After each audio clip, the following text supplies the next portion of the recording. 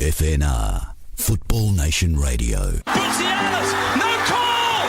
Score! Salamini for Cole. Cole on the run. Shoots. 2-0. Lazanovsky with the free kick. Launches a rocket! Trimboli, what vision! Blasts. Yes! Heads it! Miljevic. Beautiful ball! Here's Bozanic. They haven't! They might have won it! The Pioneers with George Donikian and George Kotzanis on FNR, Football Nation Radio.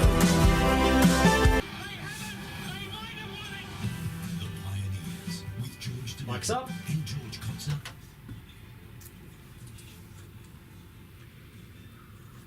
Good evening and welcome to the Pioneers on a Thursday night at Football Nation Radio. G1 is absent, so two rules: no one sits in his seat and no one gets to mention anyone from Sydney, Croatia, or say any difficult names from that period. It's part of the contract, all right? So we won't mention Mr. Rosic. I'll get away with that one. And we won't sit in his seat. And hopefully, Georgie will be back next week. But we're joined in the studio by a special guest, a great player from the NSL era, and went on a little bit further than that. An England youth international, but a NSL player. When you retired, 10 years after playing in NSL, you were the fourth highest games player at 260 odd, and 10th highest goal scorer. It's not bad for a midfielder. No, thanks, George. Who started off his career as a fullback, which we'll discuss. Jimmy Campbell, welcome to the Pioneers. Thank you very much, George. Thanks a lot. Now, a young Jimmy Campbell, that's where we want to touch on first. Now, family was a big influence, and as I've stated on social media, you are like Rod Stewart. Yes. Right? You're a Scotsman born in England. Yes.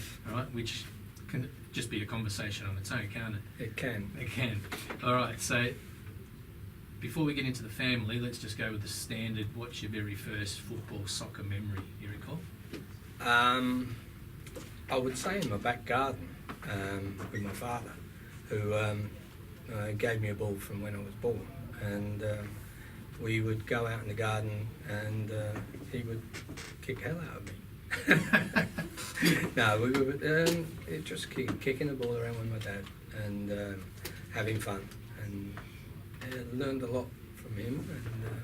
And those were my first few days. But then you go into when I went to sort of the infant school over where my mum and dad lived. There was a Catholic school, and the nuns. Or the nun, Sister Mary Michael. Sister Mary Michael, you remember her name clearly. I do. She was lovely. She used to take the football class. Yeah. So we'd all go out and play football. And my dad was,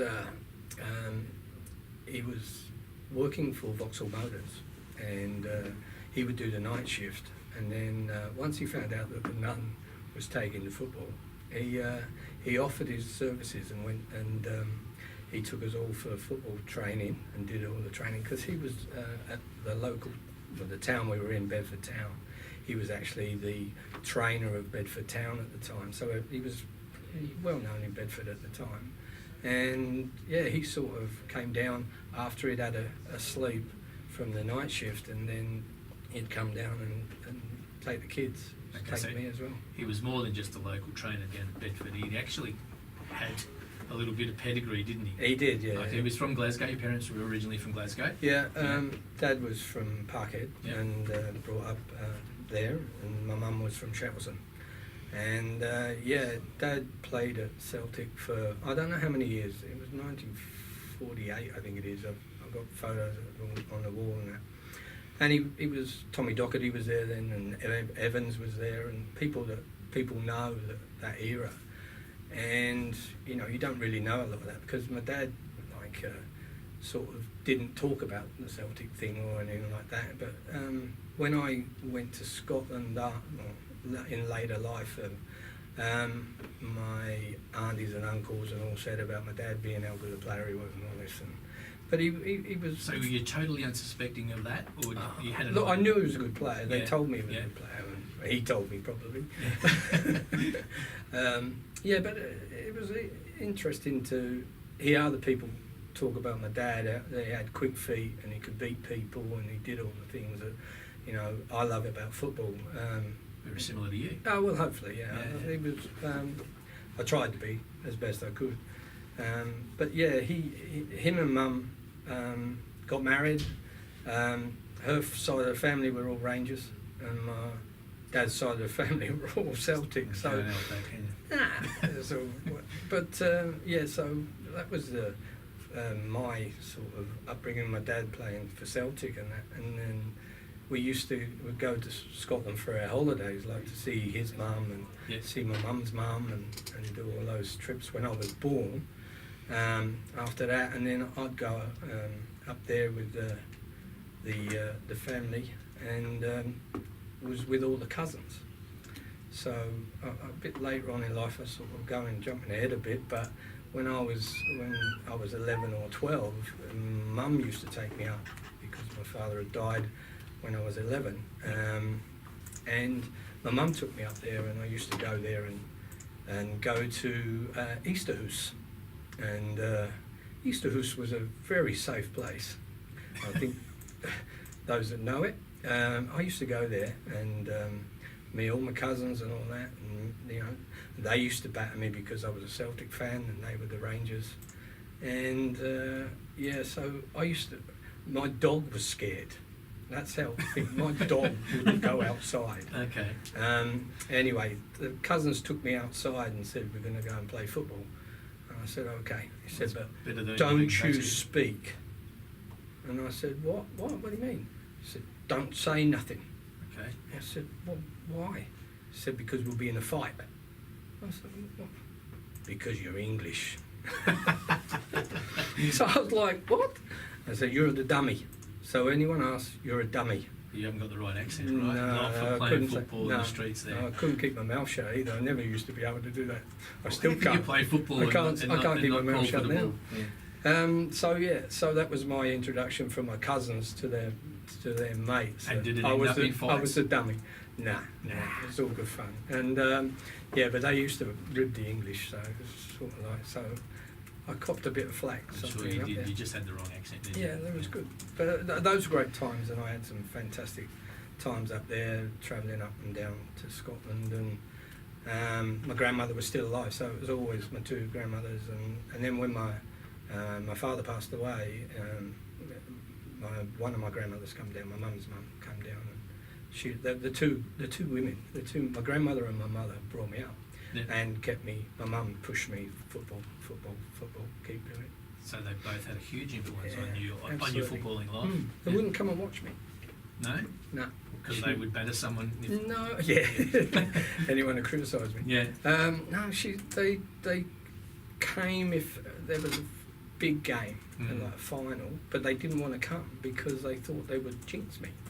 And stuff like that. So Mum was wanting me to do really well, but she was superstitious about watching me. Yeah. Very good. That's great influence, great family Yeah. influence. So you played some junior footy, you would have played some school footy. Yeah. Worked your way through the ranks. How does that work in Bedfordshire as well? Bedfordshire, it was mainly through the school, but at 15 I was playing at a place called Wesley Hall, and it was like a youth club. St John's Ambulance Club. Yep. It was a local hall, and I had to travel across the other side of town to play in it. And you paid then it would have been, I think, I don't know, $2 or something or other, and for the whole season or whatever you did. And when I played there for 1 year, and then moved to Westfield Youth Club, which was a youth club. So you went to youth clubs that organised around the town that we were in, and played against other teams from other clubs and stuff like that. So that started that, and then I ended up at Bedford Town. They had an Eaglets team that they started, which was their youth development side. A guy called Terry Chalk was a school teacher at schools and got the players to go there. So I got across into that, and that's how I sort of more or less started playing there. And we were playing in the United Counties League, which was all the counties, Bedford, Northamptonshire, and anywhere else outside of that, I think, wherever it needed to go. And that's where I learned a lot of football. And the coach of Bedford Town, am I moving on too quick? No, you're doing just perfectly. The coach of Bedford Town when I was there was Brian Garvey. The Brian Garvey. The Brian Garvey, not any different No, Brian Garvey that you were thinking. No, there was he was actually the centre. There was a centre half, and Brian played like there were twin centre halves. A guy called Neil Townsend, come from Northampton Town, huge guy, big influence on the team, and Brian played sort of behind him as like a sweeper in some of the way we talk in our day. Yep. And Brian was the player manager, and he took a shine to me and liked me, and he because I was scoring goals in the Eaglets and doing things that were good. Yes. And making people stand up and notice. yeah, they started to notice that. And I had he put me in the first team at 16, and so I was just on 17, so just turning, and I played like that, and played a couple of games. Then they moved me, and the following season I played, and he kept putting me in and giving me a run, and he was then sort of from that I was playing senior football and getting bumped around and learning the sport the hard way in some cases. But yeah, some would just want to kick the shit out of young boys. Well, that's the only way you get to learn, isn't it? Yeah. Well, It you'll was good. live and die. He really worked hard on me and the team as well, but he was giving me a good opportunity. So he'd already, was that towards the end of his career? Yeah, So he'd it already would have been. He played at Watford. Yeah, is that right? Did he play at Watford? I can't remember where he played. Cool. All right. But he had been was around. good. He was at Peterborough, I think, as well. Okay. All right. So he'd been around the area. And So he was already even at his early stages really good with youth development, which he proved to be similar when he did came it here. here. Yeah, he did it here. So, similar sort of thing. Yeah. So he was very good, and I got selected for it was the FA, an FA select sort of trial, and Brian sort of, because at that stage I'd started as I was 15. I left school at 15, and I was a motor mechanic. Yep. So apprentice motor mechanic. Thank God I'm not now. But yeah, that was I used to cycle. I think it was about 14, 15k to get to work, and 14 or whatever it was to back home again, and in all weather. It was the best fitness for me. Oh, I can imagine. You can imagine every day going and doing that, and then I'd go to training and do training Tuesdays and Thursdays. So that was me doing an apprenticeship. Started an apprenticeship, went to college, and then at 16 I went to college to learn the ins and outs of cars and stuff like that, which was Did you take to that? I could say I had no choice. It was football. I was loving my football, and I was playing football, but that was my job. I got £5 a week, and I'd give my mum £4 because she was running the household and she was working full time herself. Okay. So it was she would give me £1 to go out with if and other than that I just sponged off my mates. Yeah. And some of them will be saying I'm still sponging off my mates. Oh, well, that's fair enough too. But Yeah. she was actually teaching you a bit of responsibility at a young age as well. So you're growing up fast. Dad's gone, and you're working. Yeah. You're playing the game you love, but Mum was still teaching you. And during that time, I'd met Veronica as well Yep. at college. So we sort of fell in love then, I suppose. At 16, 17? No, a bit it was later? 17, I think. It would have been 16 because I was doing the college, so it might have been 16 when we first met at college, and that's where we first met. And then we went out from then on, and it's sort of she went through all my soccer career to be there, even today, 40 odd. She's a 43 keeper. years. She's done well. 43 years of marriage as Yeah. well, and then they had on the 3 or 4 years before that. Yeah, so it's been a long time. But after sort of we got together, I was then given by Brian Garvey, taking me around all over these places to go to these trials. I didn't realise there were trials for a particular reason. I just thought I'd been selected for an FA squad. So Yep. I was asking to get off work to drive to London to get these games and playing these games, and Brian would drive me. Yep. He took his time in his time. So he was supporting you fully. Supporting He was me doing fully the right thing. to Very father figure type.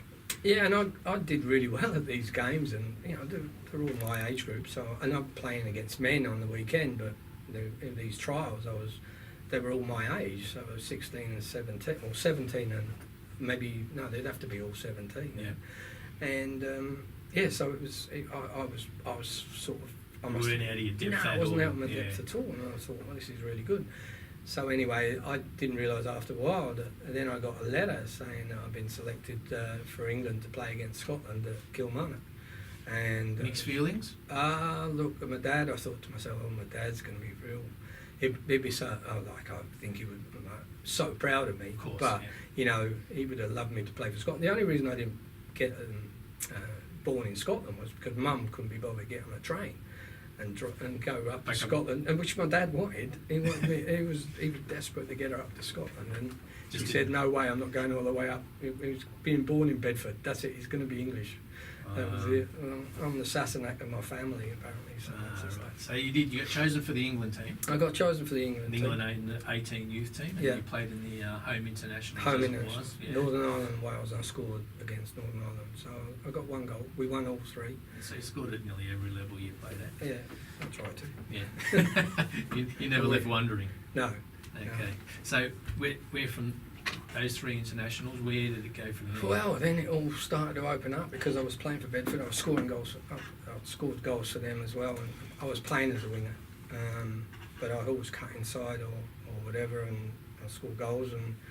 And clubs apparently were starting to clamber for me or looking for me. I had the Leeds, I had Everton, all wanted me to go for 2-week trials, and I didn't want to go for trials at the time. I didn't want to go away up and live in Leeds or Everton or Liverpool at the time. You know, I just felt it was too far away. I had my mum on her own. I didn't want to sort of do that, and wanted to be a locally as best I could.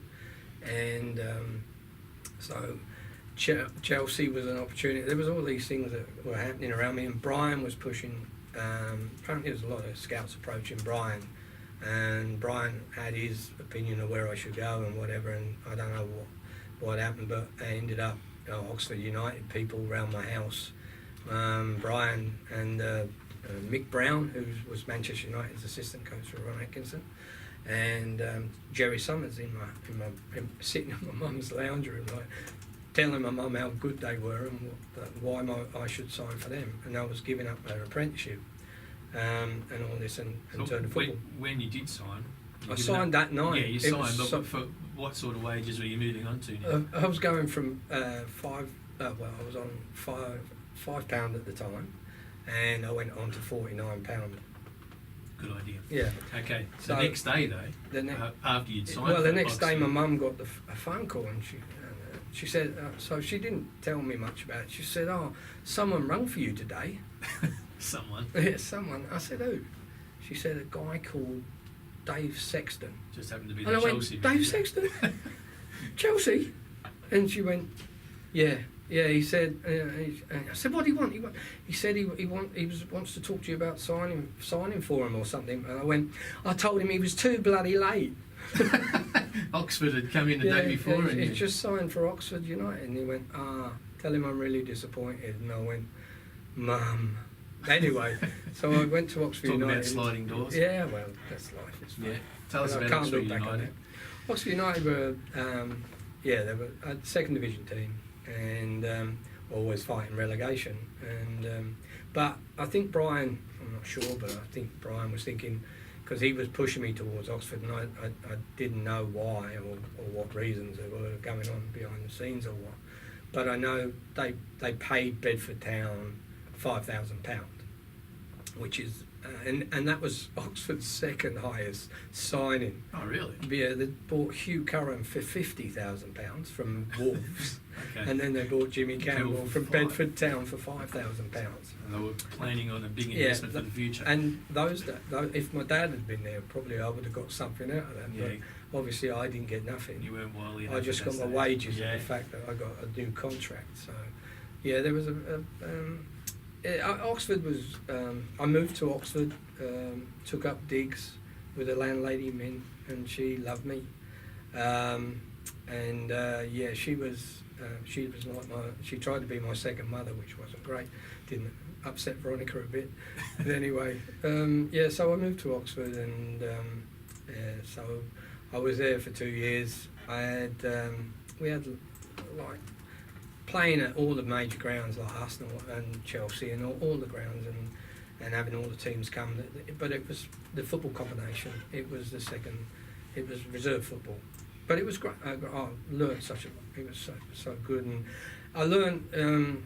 It's really hard to occupy your day when you train for 2 hours a day, and then you go, and you're on your own. What do you do for the next day? We sat in coffee shops and stuff like that. Spent your £49 on stuff you didn't need. I was talking before to you. Ron Atkinson, Ron. I played with his brother, and Ron would always be in the cafe. So he was a Kettering then when he was a manager. Yep. He played at Oxford when they were in the Southern League, and then they went 4th Division, 3rd Division, and then he brought them up to the 2nd Division, and he then moved on from there, and he was a Manchester United manager, and after Kettering, and of course everyone used to meet in the cafe and all that, and all the first team players, and like you were all brought in. It wasn't like I was a full-time professional. I didn't do the apprenticeship that other people do because they signed them at 15, yep. and then they're apprentice and painting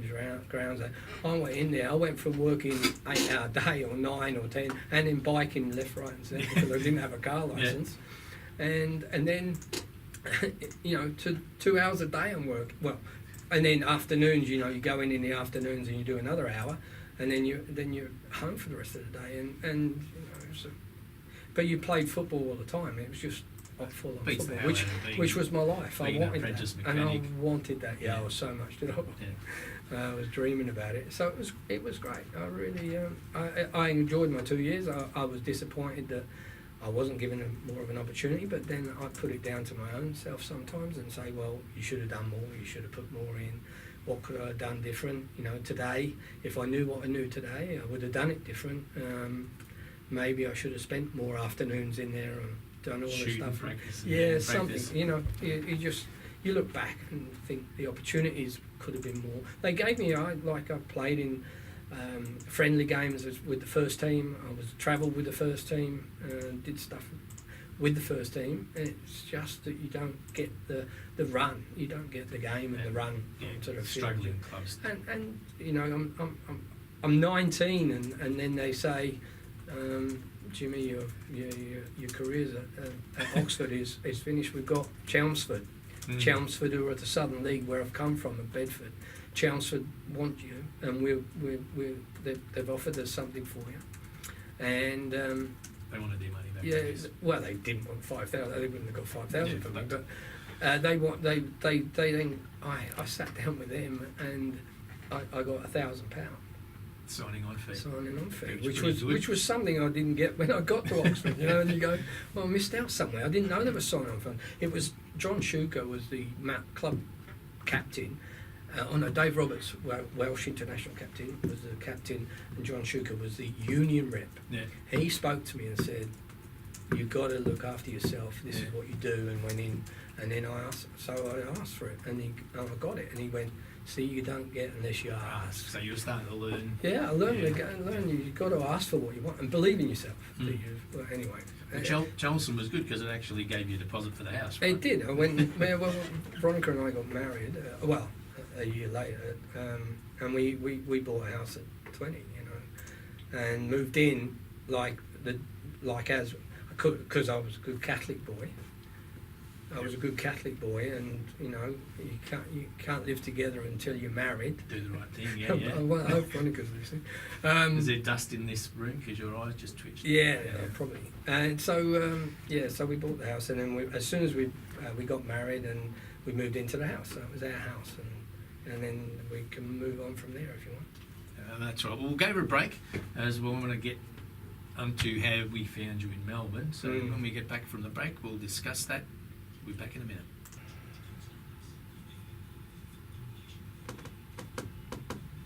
Welcome back to the Pioneers. George Kotsanis with Jimmy Campbell in G1's absence. We're coping all right, and the seat is still empty.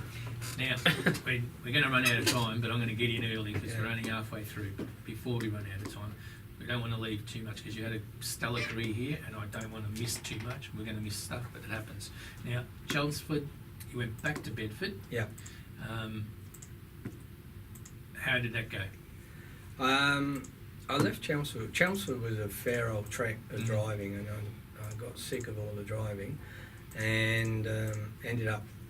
I played against Bedford, and the manager then asked about me, and because I'd already sort of saying I'd love to come back, because it's local, and they negotiated, and they took over my wages, and I went to Bedford, and I was like, geez, I'm home, so I'm home so it again. was an easy The move. travelling, because we lived out in Stony Stratford. We bought this house in Stony Stratford, and I was working as a sales rep for a Ortella and selling motor car parts, which I knew about.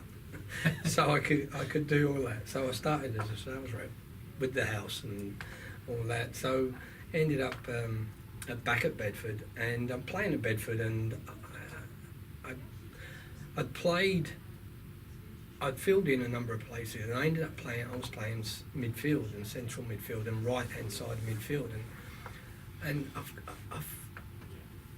after a game we've gone into the Bedford town. It had a really good stadium in the Southern League, probably one of the better stadiums of all of them. Huge stand and two ends and all set up, and then out the club at the back of the stand, and I went in there with all the players and that, and this Scottish guy's come up to me and tapped me on the shoulder and said, hello, my name's Jimmy Adam. I said, hello, nice to meet you. He said, I watched you today. He said, I thought you had a really good game.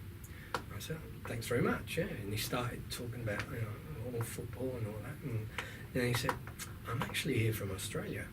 And I went, oh, that's nice. And he said, I actually coach in a team in Australia. He said, and I'm out here looking for players. Would you be interested in coming to Australia? I went, nah. No chance. Don't think so, no. I said, I just bought a house. I've just moved into a house, got married, and he said, the club will work that out and all that. I said, but what? He said, well, I said, my wife, I said, I don't know whether she'd want to go to Australia and all that. And he said, all right. He said, but think about it. So he came round to the house. He rang me up. Still persistent. Yeah, and he came and he said, can I come and see you? And so I said, yeah, no problem, come around. So I came round. So, because I said to Veronica, I said, the bloke just asked me if I wanted to go to Australia. And she went, bullshit, and I'm saying, no, honest to God, he said. So I said, oh, what do you want to do? And she said, I don't know. So I never even talked. So Jimmy came round, explained it all, that it was a new national league, there was this all coming up and it was happening. And he said, look, and we both sort of said, look, no, we've got too much commitment here, we're doing all this and that. And Jim went away again and all that, and about, I don't know, a month later, and I'd spoke to my mum and said, someone, and my mum said, you're stupid. What's here for you? And what's 6 months or 12 months out of your life to go to Australia, go and see what it's like, and if you don't like it, you got your house. Come back. You come back, you find another job, you do whatever you need to do, you can play football here again and go back to it. And I said, oh yeah. So I said to Veronica, what Mum said, and Mum said this, and she went, oh, well, I thought it was you that didn't want to go. I said, well, I thought it was you that didn't want to go. And so anyway, we didn't have the opportunity, but he rang me in the middle of the night. Mark was up in the middle of the night and said, hello, it's Jimmy again. And he said, I'm still interested in you. I want you to come to Australia. We're going to have a great team. I'm going to be this and that. And I said, yeah, I'm interested. I'm coming. Yeah, we'll both come. So he sent us 2 tickets, Air India, which was fun. Yeah, we landed in Australia, and we landed. I think Kenny Taylor arrived 3 weeks before me, and we arrived in Australia. We had no idea, but we had this inclination that someone was on the flight with us, which was Barbara Taylor, but she was actually his at the time was his girlfriend. She was on the same flight. Well, we thought she was on the flight. We didn't book him because we were told that she would be. But she'd got an earlier flight, and she flew from Glasgow, so our connection flights didn't match up. So it didn't actually happen. So we were looking for everyone. But anyway, we met Kenny and that when we got here, and we went to the Majestic Hotel, and someone was that Fitzroy Street? Fitzroy Street, top 3-star hotel, and of course Veronica's taken out by Jimmy Adams' wife into the streets and walking around and said, and you know, this is not really a good area, Fitzroy Street. Not at that time, And she said, because it's all prostitutes. And Veronica's like, what the hell am I doing here? And she was feeling ill anyway. And Jimmy had taken me to watch South Melbourne Hellas play Murrabah in a friendly game before the season started. So I got there. And of course, I'm standing there in a polo shirt and it's 13 degrees because I didn't have any winter gear with me. Didn't bring a jacket. It was 40 degrees. 40 degrees in Australia when the cricket Melbourne. was on, when it was February. This is Melbourne. And it was freezing. I stood up there. So next thing we bought jackets and everything. But yeah, Veronica wanted to go home after the first So week. I've experienced no experience. Air India or Fitzroy. Air India. Air India and the red light district of Melbourne. Yeah, I had a mate here who had been in England and I knew him from England, and he was already here, been here for 2 years. He came and found me at the hotel and got us out of that, and we got an apartment in Fairfield, and we moved to Fairfield. So that was it. So that was my introduction to Oh, Melbourne / Fitzroy Alexander. Yeah. Go on. I went past the Fitzroy Oval, The Junction Oval. Junction Oval, and it's got Fitzroy on the thing. And I'm saying, That's and I went right. to Veronica. I said, that looks like the stadium we're going to be playing in. And the taxi driver said, you won't be playing soccer there, mate. No chance. We won't allow it. They still don't allow it. Jesus. But you ended up. You would have at the start when you did get here. You would have played at the Brunswick Street Oval. Yes. For a little bit. Played one. I remember the first game I played was we played Brisbane Lions. I think they come down for a friendly game with us or something, or that might have been the first game. We played a game there, and I played right wing, and I run down the line. And at Oxford, you run down the line, you just smash it across the box. You just pull it down the box. Well, no, it's beat your man, get to the byline and cross it. Percentages. And your two strikers will be there, Coley and Branko Bulovic. Well, you expect, but Coley wasn't far away from it. He was at the far Reasonably he was at the far post, and I smashed it across. And Branko had done the old step back and wanted it to his feet. Yeah. Well, did I cop the biggest hammering from Branko Bulovic? You would have. Oh, he gave it to me, but I learnt a lot because You didn't get he that was wrong, right. did you? He Next was time? right. Yeah. But the way you were taught there, your two strikers all get in there. Yeah. It's up to them to get in there. If they don't get in there, you have a go at them. Yeah. Not the other way round, that the strikers Australia. have a go at you. Unless you put a ball 20 foot higher than them, you usually chipped it in or crossed it. It was a cross in. They had to be there. But Branko said, I check out. And he said, I want the ball at my feet and I'll shoot and I'll score. Yeah. So, and he did. If you did it then, I learned then to look. You got to look, and I didn't look then. Hard to argue with Branko. Yeah, it was Did good. he ever lose No, an it argument? was some player. No, of course he was a top player. player. Him and Cole out front were excellent together as well because Gary was so fast. He was Okay. just Now we fast. can't do this show without really spruiking that golden era. That was an amazing era for Heidelberg. I've gone on about it, but it's you can't not discuss it, right? 77 you got here. Yeah. Go on. Jimmy Adam was the instigator. Brought Arthur McMillan, all of us together. Yeah. He didn't hang around long to see it. come No, to fruition. it didn't work, Which and happens. it didn't work. It wasn't going well, and we had some issues. And then John Marguerite has come on the scene, and John he picked us up and as such. And my first game in Australia, Yeah. Kenny's going to be saying, "Why didn't you tell him that?" I played against Hilton Silver at right back. Jimmy Adam told everyone I was a Signed a winger. winger, A yeah. winger. Tell him you're a winger. Tell Yeah. him you're a winger. He kept telling me, tell him you're a winger. ask, yeah. They asked Jim, and God bless if he asked, you're a winger. First game up, he played me right. He said, you're right back, and I went, I've never played right back. I'm not a right back. He said, you play right back. Okay, I'll play right back because Andy Bazic, I think, would have been right wing, and Once I had again, Jimmy Adams wouldn't take no There was a for guy answer. called Jimmy McMorran. He played in front of me, Yeah. and Pedestrian. Michael Calamus would have been Yeah. there, I think, and Big Bobby Proven and Jimmy Tansey was left back, I would have said, or Nick Rakavalis might have been left Might back. have been who it Tans was, might yeah. have been the sweeper. Jimmy Yeah. Tansey might have been the sweeper. I'm not sure because it might have been a game. It was because Jimmy was the international of the squad at the time then, and Jimmy Shoulder's squad, I think it was then, and and I got taken to the cleaners. Absolutely. Oh, he was on fire. I was like, well, help me, what am I doing here? It was 35 degrees. Of course, you come from England and it's bloody freezing, and you come and it's 35 degrees, and he was just a flying machine. I'm trying to kick him. You were slow, but he was super quick. No, he was skillful too. Yeah. He had a great left foot, and they'd never let me. All my friends have never let me forget this. Did Jimmy Adams learn especially that Kenny lesson? Taylor, but No, Kenny keeps bringing it up more than anyone. Yeah. So the king, it's not that you forget that, but did Jimmy Adams learn the lesson straight away? Did he put you at fullback again? No, he never put me at fullback again. No, I did play in midfield again, but I had other problems with Jimmy because we were a very. What was game 2? I can't remember where it was or what it was, but I remember that it was a very professional club at the start, Heidelberg. Or Fitzroy, Alexander. Yeah. They handed out all their socks. Mm. Well, I've never taken socks home or whatever. So we turned up for a game and I didn't have any socks. So I got dropped. And so because I didn't have my socks. So I borrowed socks off the kids that were running off the ground, and I borrowed a pair of socks that were just ankle socks. They only come up to my near. Yeah. I mean, one of the boys, little kids. I just grabbed socks. Yeah. Just, Yellow I need socks. your socks. Can I have your socks?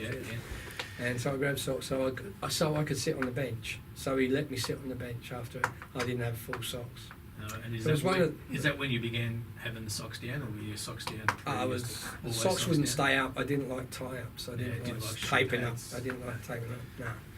No. So that was my. And then Jimmy left, and John came, and I must admit I enjoyed playing under John Margaritis. He was.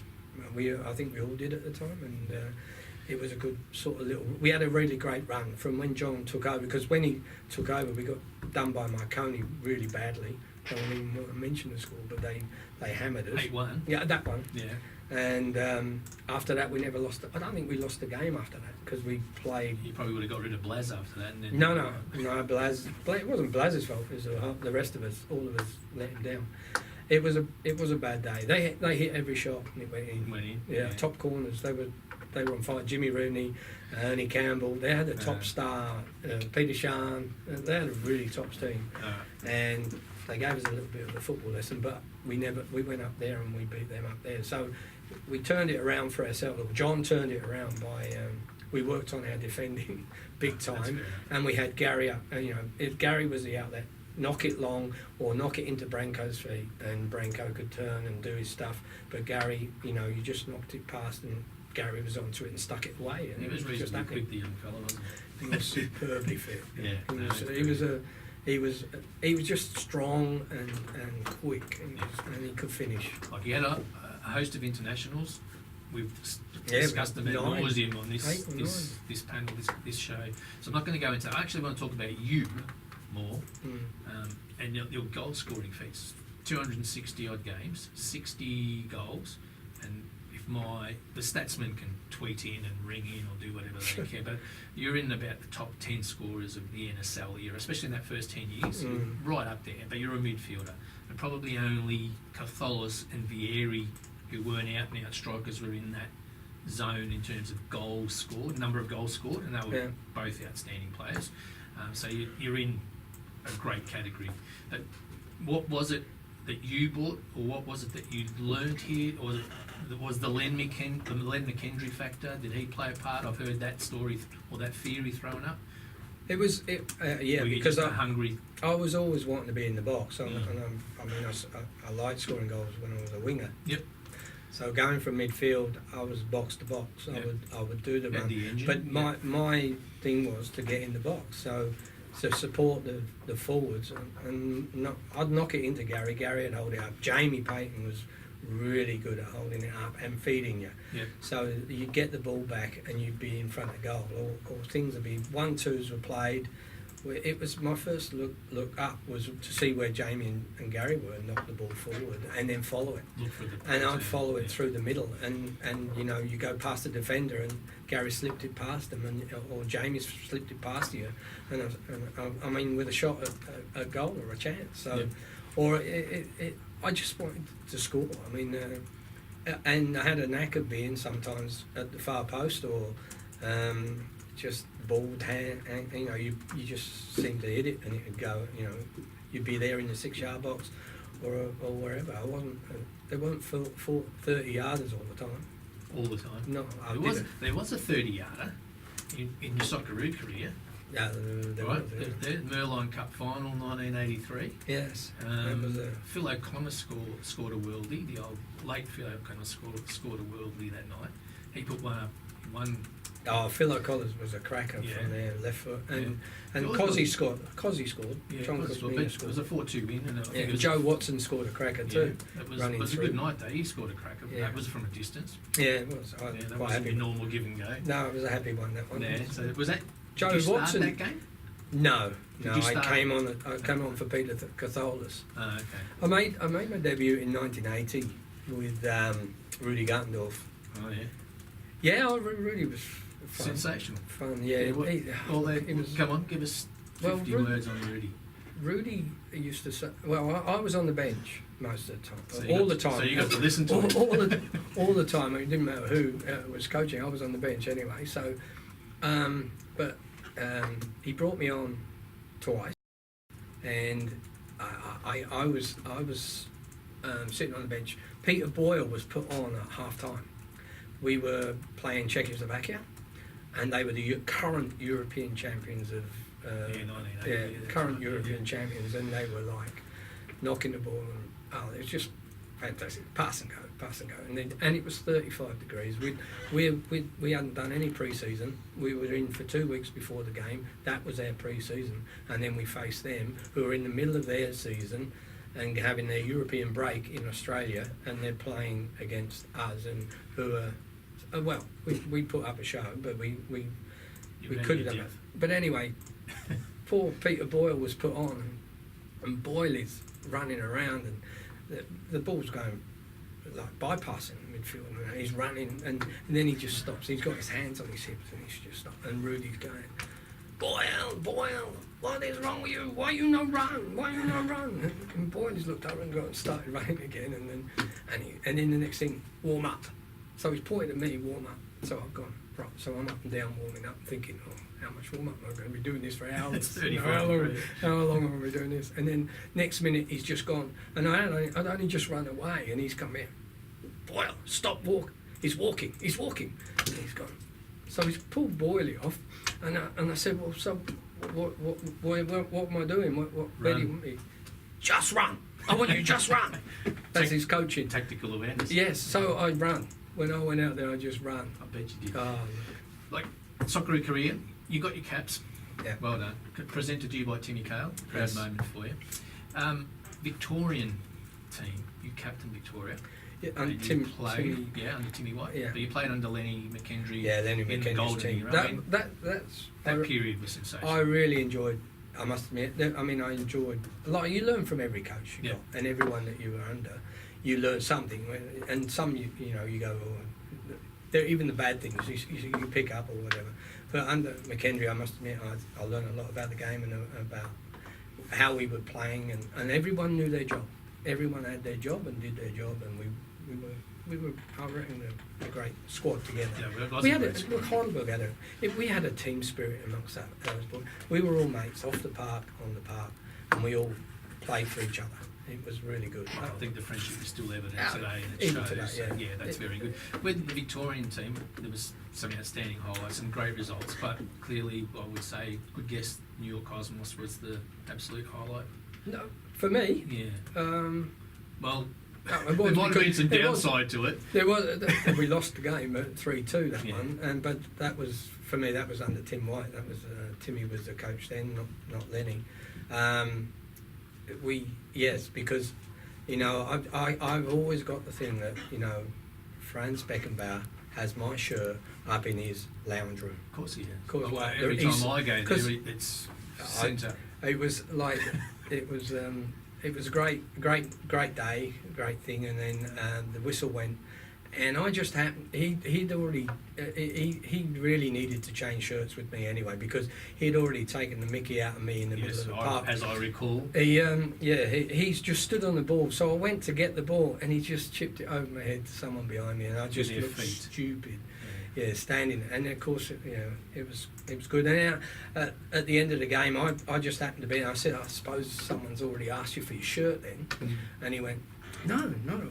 I said, well, can we swap shirts? And he said, yeah, of course, but not on the field. He said, in the dressing room. So Olympic Park, you got the two different dressing rooms, two different sizes. How fast did you walk? I just strolled off, but everyone was darting down the tunnels, right? So they're all running down the end to their dressing room, because they'd all done their negotiations on the park probably. Yeah. But they're all seem to be going down there. And anyway, there's people around Franz Beckenbauer, and I've just strolled in at the back, and he's standing there going, no, him, this one. So I've gone, all right. So he gave me his shirt, and I'm going, all right. I said, do you want this one? And it was a buffalo. It was a buffalo with a V on it. Yeah, I've got one in my and he went, but of course I collect all my shirts, and I went, there, Franz Beckenbauer's got my shirt. So it's in his pool room. It's got to be in his pool room. You just imagine it. Probably put it. It never made it out of Olympic Park. Hey, I don't ever dispute what the guests say in here. It's be rude to. And you're saying you were standing next to him when that whistle went. I have it on good authority that you chased him around for the last 15 minutes and wouldn't leave his side to make sure you were near him when the whistle went. I remember Tim saying to me, "Man, mark Franz Beckenbauer." Oh, is that what he said? I'm sure he did. Okay, so you're just following instructions. Yeah, I think so. Okay. No, I can't remember. All right.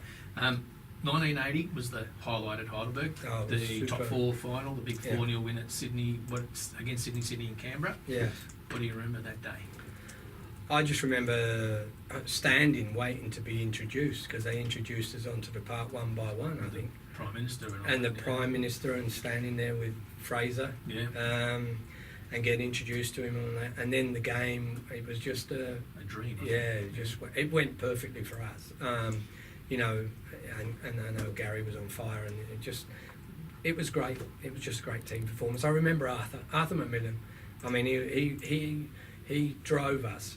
I mean, him and Paddy at the back just drove that team. Kick people that day. They were pretty I remember. Ruthless. They were ruthless. They got stuck in. And Mark Trent, I think, remembers that one very well. Yeah, we'll get Mark on a special soon to discuss that particular show. I'd be interested to see what he's got to say about it. Poor old Kenny Bowden won't be pleased about that. No. He didn't have a good day. No, and that was the one where he was sort of rolling on the running track, I think. Well, he just got hit by a steam train, so you can't blame the guy. Yeah, poor Arthur. Melbourne, Croatia. Yeah. You went there. And since then, obviously, you were told one thing at one point. Brian Garvey, your old mate, was at Heidelberg, wasn't he, at this point? But at Heidelberg were time to sell up and cash in on some of the golden era boys? Yes, they did. This is what I've been told. That they sold Gary Cole and myself for $30,000 each. And that... pay some bills? Yeah, pay the club bills at the time. They were obviously running pretty short, and they sell assets at the time. So 84, I moved to Melbourne Knights with Terry Hennessy. Yep. And Terry was the top man on. Of course, and I think you enjoyed your time. And we went back there together last year, wasn't it, to watch the game, and you're still remembered and respected there, and you've got some friends there. It was a tough time for me. I mean, I got injured. I've done... I had the groin injury, and it just seemed... I'd played a few games, and we played all right, and I'd played all right. And then it just was wearing down on my groin area, and so I had a problem then. So it seemed like they'd let them down a bit, and myself, because it was hard. And then you got to get fit again, and you got to get to the peak again, and I changed jobs, Adidas. I ended up as a sales rep on the road, so I'm driving around everywhere and travelling and stuff like that. It just sort of changed a bit my lifestyle, and we had a great team. Tommy Cummings, the Sean Partons at the back, Peter Blasby in goal. Great fun, great team, great fun. Davey Brogan up front, and Joe Biskich, top player, Antolovich, top players, all good players, and Goyevich, yes. another good player. Hopefully we'll have Young, he was a Stevie young player then. Yeah, we look forward to getting him on.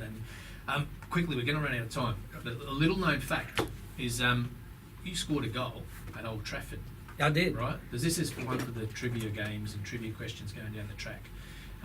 So if you're listening, you scored a diving header at Old Trafford against Man U in a 2-1 loss. Yes. From Sydney Olympic of all teams. Yes. Quickly, how the hell did that happen?